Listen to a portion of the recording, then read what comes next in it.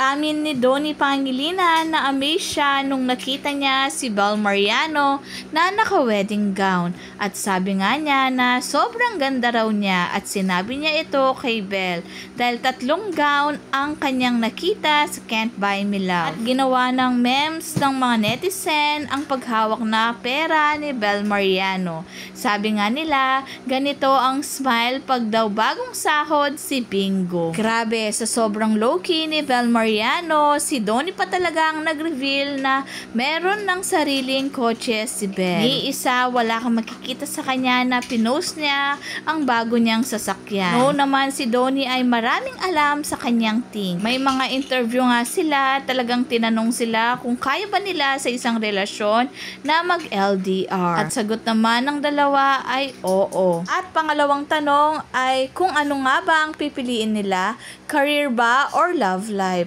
At sagot naman ni Donnie ay hindi ba pwedeng dalawa? Konting-konti na lang talaga ay mahuhuli na ang Don Bell dahil lahat ng tanong ay about sa mga relationship.